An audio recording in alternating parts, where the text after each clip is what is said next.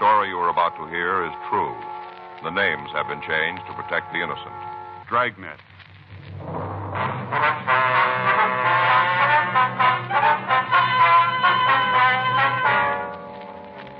You're a detective sergeant. You're assigned the missing persons detail. You get a call that a man has failed to return to his home. There's reason to suspect foul play. Your job, investigate.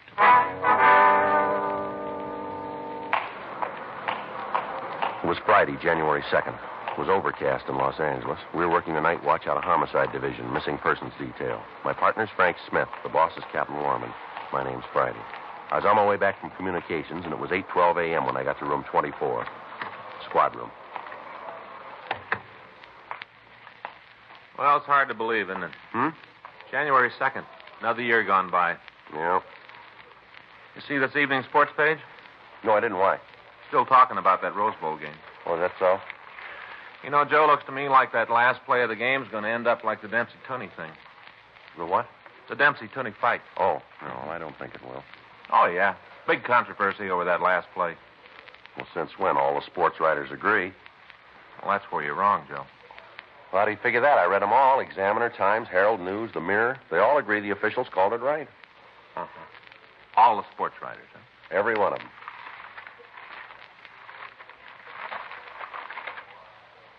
Apparently you haven't seen this. I've never seen that paper before in my life. No, that's where you're wrong, Joe. All the writers don't agree on that last play, see? Finchley Crockett, right there, you can see for yourself. Who? Finchley Crockett. Who's he? Only the sports editor, that's all. The editor of what? What paper is this? Jesse County Realist. Picked it up tonight on my way in. Yeah, well, the game's over, so let's just forget about it. What do you say? Oh, sure. Mm-hmm. Just overlook the only right call on the game, huh? Just pass it right by. Joe, Finchley Crockett's never been wrong.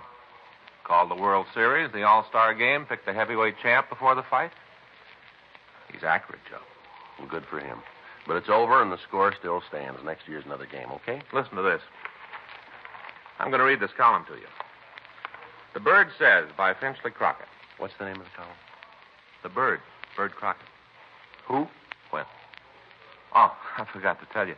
When Crockett played for the Trojans, his nickname was the Bird. I don't remember anybody by that name playing for USC. No, Joe. JCU. Jesse County Trojans. Oh, yeah, sure. Now listen to what he says. It is a rare treat when the editor of a small-town paper gets to see one of the nation's bowl games. But your editor was so treated this week at the county seat. As you all know, the new television transmitter is now operating, and it is a rare treat.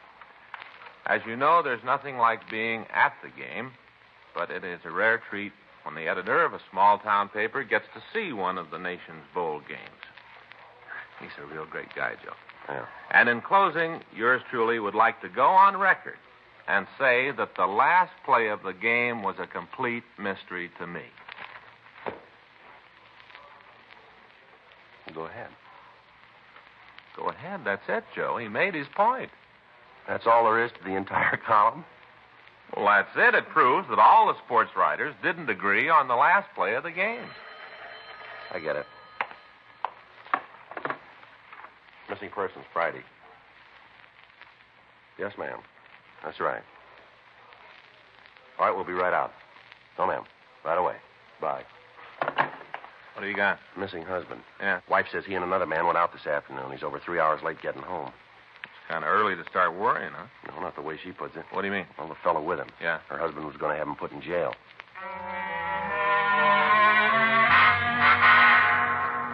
"8:32 p.m. Frank and I left the office and drove out to the address. It was located on Agatha Street. The lettering on the window read, Helmer's Mannikin Rental and Sales. The store was dark except for a single light at the rear of the place. We knocked, and a small woman in her 50s answered the door. We identified ourselves, and she asked us in. You want to come back to the office? Thank you. Watch your steps there. It's kind of dark. Thank you. These dummies sure look like real people. Yes, we specialize in lifelike models. Mm-hmm. I've been working on the books, trying to keep my mind off of what's happened. Uh-huh. You want to sit down? That's all right, Miss Helmer. You go ahead. You want to tell us what this is all about now? Oh, Jason's gone. That's your husband's name, Jason Helmer? That's right. How old is he? He's 53. He had a birthday last October. Mm-hmm. Why do you think something's happened to him?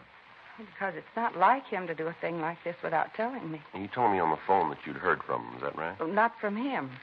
Fred Madison called me. And when was that? I guess it was about 5:45. It might have been 6, no later. Well, what did this fellow Madison say to you? Told me that Jason was coming right home. Were they together when he called, you know? Fred said they were. Did you talk to your husband? No. At the time, I didn't think it'd be necessary. Mm-hmm. You know where they called from? Well, Fred said some bar. Did he mention a name? No, and I didn't ask. I guess I was afraid to. What do you mean? Well, Jason used to drink quite a bit. We had a lot of trouble over it. Seemed like everything was falling apart, and then he straightened up and quit. Mm-hmm. He hasn't had a drink of liquor in 10 years. When Fred called, I thought that maybe he'd gotten Jason started again. Did he say your husband had been drinking? No, he just told me that Jason was leaving the bar and would be right home. Was he driving? Well, I don't know. Ma'am? My husband hurt his shoulder a couple of days ago. He wrenched it. I don't think he's able to drive very well. Mm-hmm. Well, he might try to make it with one hand. Our car has that automatic drive thing, you know. You don't have to shift gears. Yes, ma'am. But I don't think he'd have driven. Did he leave in your car? Yes. Fred told him he'd drive. Where'd they go? Well, like I told you on the phone, to the races. Mm-hmm. Your husband usually go there? No. The only reason he went today was to collect some money. From who? Fred. He's the man your husband was going to put in jail, is that right? Yes, that's right. Why? Well, he's owed us some money for quite a while. About 4 months ago, Jason asked him for it. Fred wrote a check. I see. And it wasn't any good. Well, if you want to go ahead. Well, Jason tried to get in touch with Fred and wanted to give him the chance to make good on the check. Mm-hmm. Was never able to catch him at home. Talked to him on the phone, but Fred was never there when my husband went over to see him. Yeah.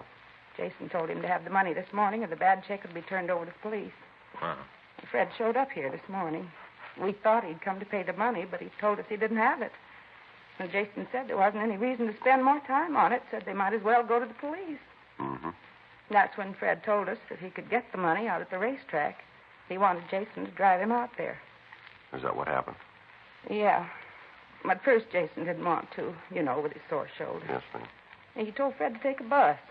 Fred said he didn't have any money and begged my husband to drive him. Told him how he'd pay the money he owed and have enough to get home. Yeah. Well, they left here about 11. Did this Fred Madison say who he was going to get the money from? No, just that it was some friend. Can you give us a description of your husband's car? Yes. I've got the license number, too, if you want it. How about a description of both men? Well, I can give you that. All right, Miss Allen. Sergeant, Yes, ma'am. you've been through this kind of thing before. You ought to know. What's that? About Jason. Do you think he's all right? Well, I wouldn't know, Miss Helmer. We'll try to find out. We've been so close the last 10 years, ever since he stopped drinking. I guess that's what I'm afraid of more than anything else. Him starting up again. Yes, ma'am, I can understand. Do you think he might have started up again? Well, I wouldn't know that either, but I'd say things might be in your favor. Well, how's that? Well, 10 years is a long time. Yeah? Good habits are hard to break, too.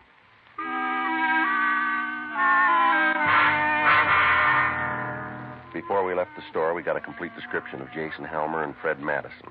We also got Madison's address and the license number of the car they were driving. Mrs. Helmer gave us a recent photograph of her husband, and we checked with R&I on both men. We found a record on each one of them. Helmer had been booked 12 times for drunk. The last one was over 10 years ago. Madison had been picked up for drunk, suspicion of burglary, and writing checks without sufficient funds. We checked the jails and the hospitals, and we found that neither man had been booked in the last 5 hours. We went back to the office and got a local and an APB on both men and the car. 9:46 p.m. We drove out to talk to Fred Madison. There was no one at home, but we got the information that his wife was employed at a restaurant on Clay Street. We went over to see her. Can I help you? Yeah. I'd like to see Mrs. Madison, please. Who are you? Police officers. This is my partner, Frank Smith. My name's Friday. Here's our identification. Uh-huh. Well, I'm Lorna Madison. What do you want? A few questions we'd like to ask. You mind going in the back to talk? Don't want everybody in the place to know my business. All right. Booth back here. Been hard enough to keep the job. Go ahead. Sit down. Thank you. Thank you. Can I get you some coffee? No, thank you. Oh, ma'am. I don't have to ask you what this is all about. I can guess. Beg pardon? Something about Fred? Yes, ma'am. What'd he do? Well, we're not sure that he's done anything yet, Miss Madison. And why are you here? We're trying to find him. He is in trouble. We just want to talk to him. Could you tell us where he might be? He should be home. Are you tied there? Yes, we have. Well, I don't know then. He left this morning and said he'd be home early. Have you heard from him? No? Did he say where he was going when he left? The racetrack. Was he going with anybody, would you know? He didn't say. What kind of work does your husband do, Miss Madison? He's a collector. What's that? He collects corks and bottles. Ma'am? I'm trying to tell you he doesn't work. He just drinks. Mm-hmm. Then how could he afford to go to the races? He can't. The only money he's got's what he can borrow from other people to steal from my purse. Mm-hmm. Did he say why he was going to the races? No, I don't care what he does anymore. I've tried to help him, but he doesn't make any effort to change. Just goes on drinking and feeling sorry for himself. Any idea where he'd go if he was drinking? Any place where he can mooch a drink. He's even tried it here. Can you give us the name of any of the places? Yeah, I can tell you, but will you tell me what he's done? Well, it's just like we said, Miss Madison. We're not sure that he's done anything yet. That's the truth? Yes, ma'am. We'd just like to talk to him. All right. I think I can help you find him. I got a phone call earlier this evening. From your husband? No, from a friend of ours in the valley, David Neeson. Fred had called him. Mm-hmm. Fred wanted to use his place tonight. Davis said he could. I asked him if Fred had been drinking. He said he couldn't tell, but I know he has. Follows a pattern. How's that, Miss Madison? He's done it before. Go out to David's place, drink himself into a stupor. David always calls me, so I won't worry. Mm-hmm. Could I ask something of you officers? All right. If you find him there, will you do what you can for him? What, do you think it's going to do any good? What do you mean, Mr. Friday? I don't think he'd take our help, would he? Why? He didn't want yours. Miss Madison gave us the address of the place where her husband was supposed to be. We also got the address and phone number of David Neeson. We put in a call to him, but he hadn't heard from Madison. Frank and I left the restaurant and drove out to the San Fernando Valley. On the way out, it started to rain. 3113 Nordhoff Street was a small redwood house. We parked the car and walked up onto the porch. Frank tried the door. Better try it again. Yeah. Yeah, who's there? Madison, open the door. Go away, I didn't order anything. Come on, Madison, open up. Doesn't sound like he's doing too good. Yeah.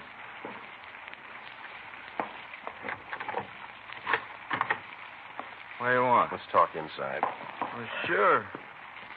Wouldn't keep anybody out on a night like this. Come on in.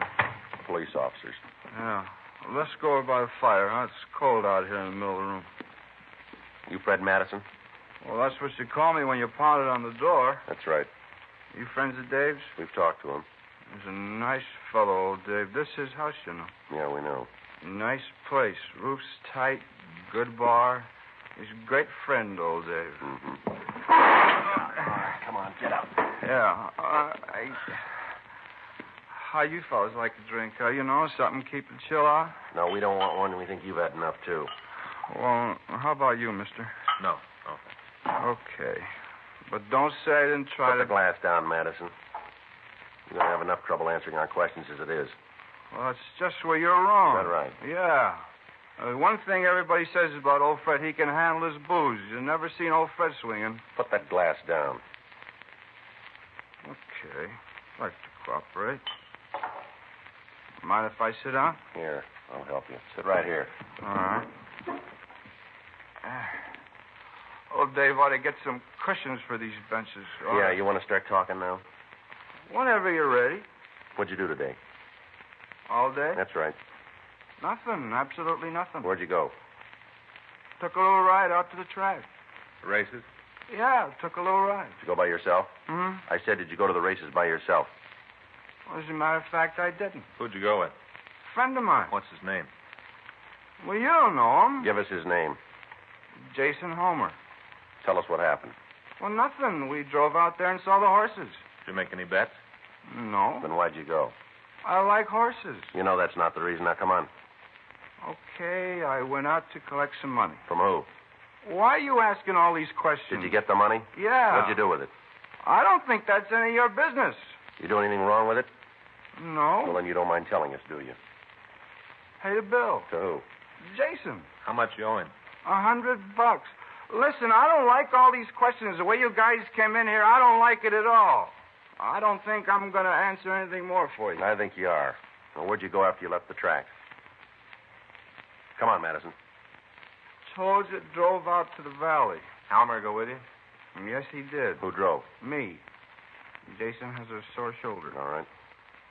We stopped at a bar, had a couple of drinks. Homer was feeling pretty good that he got paid. How about Halmer? Did he have anything to drink? Who? Halmer. Yeah, a couple. What was the name of the bar? What? The bar. What's the name of it? Well, I don't know. You stopped at a place and you don't know the name of it? That's the way it is. It doesn't matter what name's on the outside anyway, just what's on the bottles. That's what's important. All right. What happened then? Jason said he had to go home. He wanted me to call his wife and tell her he was on the way. Did you? Yeah? What time was that? Oh, I guess about 5:30, someplace in there. Yeah. Well, we sat around and had a couple more, and then he left. You stayed on after Halmer left. Yeah. Who paid for the drinks? Well, who do you think? Me. How much money did you collect out at the track? $100. Collected it and then paid Jason. All right, let's see your wallet. Why? Come on, get it up. How much money have you got? I don't know, not much. Well, take a guess, will you? $20, $30. All right, open your wallet and count it. Well, it might be better if you did. I said you count it. Okay, but don't get mad at me if I do it wrong. We'll try not to. All right. Let's see, there's 10, 20, 25, 26, 27. $27. That and the change I still got in my pocket. You want me to count that, too? Never mind. I'll be glad to do it for you. Let me see your wallet. Well, certainly. Here you are. You keep the money. Now give me the wallet. That wallet's a present from my wife. Mm. Real nice. That cordovan leather. Yeah. Not a stitch in it, you know. All folded. Okay, here. Put it back in your pocket. Yeah, thank you. Where'd you get the money, Madison? From in my wallet. Before that. I had it. Since when? This morning. I won't hold. Why? We got it that you were broke this morning. Oh, I got it now. Now I have got it. You have, huh? You think I'm a thief, isn't that it? We'll let you tell us. No deal. Huh? I didn't steal it. All right, then where'd you get it? From my bank. When'd you get it? Tonight. Well, you're going to have to do a little better than that, Madison. Well, I don't know why. Be perfectly happy to prove it to you. When you're ready, huh? All right, I'll show you. Take you right out there. You think all the banks close at the same time, don't you? Go ahead. Well, you're wrong. Mine's always open. Of course, it don't pay any interest, but it's there and it's always open. All right, let's go. Sure. Take you right out there. It's out in Canoga Park. You got a coat? No, sir. Hey, how about a little drink before we go, huh? Kind of warm. Put that down. I told you once. You've had enough of that. Ain't that much. Hate to figure what'd happen if I ever ran out. I hate to think about it. It'd be terrible to have to go without it. Well, I'll tell you something. What's that? If that bank of yours isn't there, you're going to get the chance. Because of Fred Madison's condition, it was difficult to know how much of the truth he was telling us.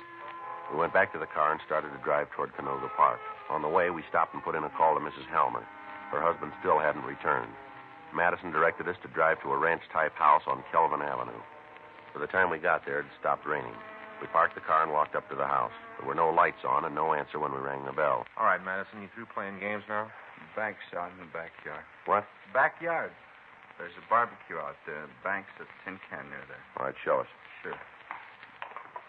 I used to live in this house. That's so.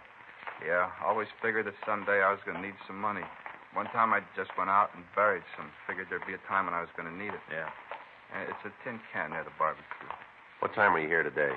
Well, I don't know. I don't have a watch. Haven't got any idea, huh? Sorry. That catch is kind of tricky. You got to pull it towards you. I always meant to fix that when we lived here. All right, now where's the barbecue? Well, one of you got a flashlight?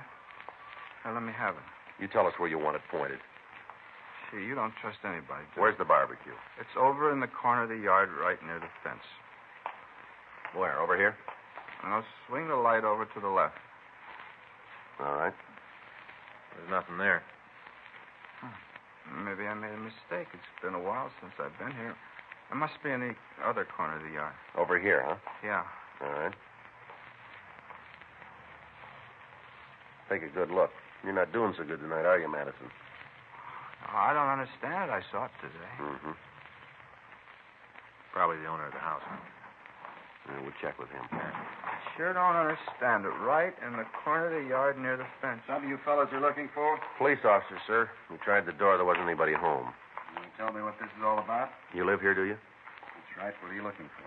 You know anything about a barbecue pit in the backyard here? Yeah, what? You want to tell us where it is? I tore it down 3 months ago. We returned Fred Madison to the office for further interrogation. Frank and I attempted to talk to him without result. He said he couldn't remember where he'd gotten the money. He couldn't tell us where Jason Halmer was. We put in a call to the missing man's home, but he still hadn't returned. We rechecked the hospitals and the jails without result. 1:14 a.m. We were ready to give it up for the night. Frank went over to the office, and I got Madison ready to leave. You going to take me to jail now? You called it.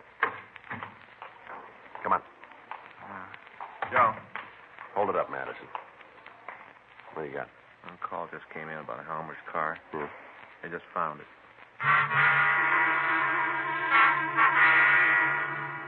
While men from the business office took Madison over to the main jail for booking, Frank and I drove out to the valley again.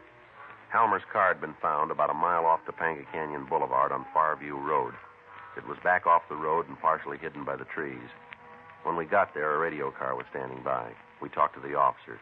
Take a look at the back. Stuff on the ground there. I covered it with the boxes in case it started to rain again. That's good. These stains here on the ground, I don't know if they're going to mean anything. You got anything we can use to open this trunk? I'll check our car. All right. What do you think? I don't know. Better get in touch with the crime lab, have them come out and go over the place. Yeah. Here. I got something. Try this.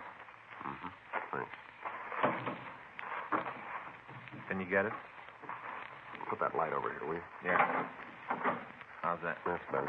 You need some help? No, I think I got it here. Once more ought to do it now. Yeah, there we are. Let's get it open now.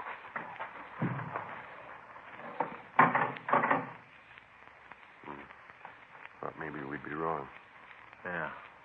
It's Halmer. We put in a call to the crime lab, and they came out and made an investigation of the scene. From what we could tell, Halmer had been killed by some sort of blunt instrument. His empty wallet was in the trunk beside the body. 6:48 a.m. We had Fred Madison brought from his cell.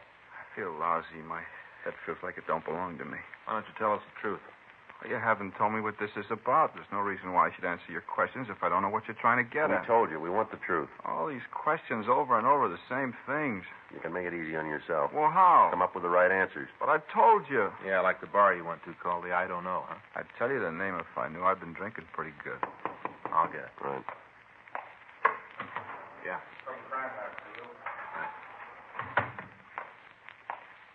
Here, Joe.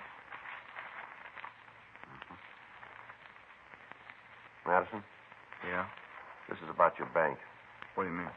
This explains where you got the money. What?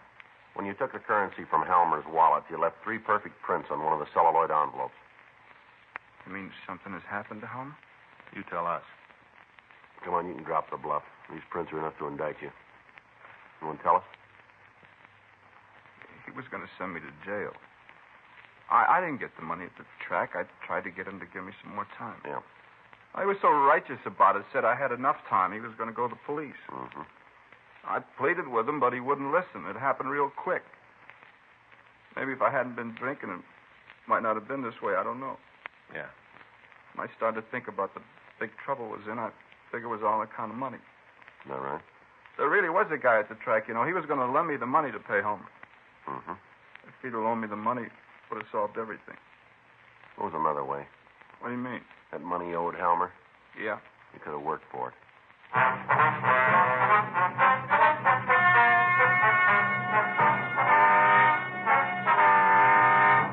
Frederick Carson Madison was tried and convicted of murder in the first degree and received sentence as prescribed by law. On recommendation of the jury, he was sentenced to life imprisonment in the state penitentiary, San Quentin, California.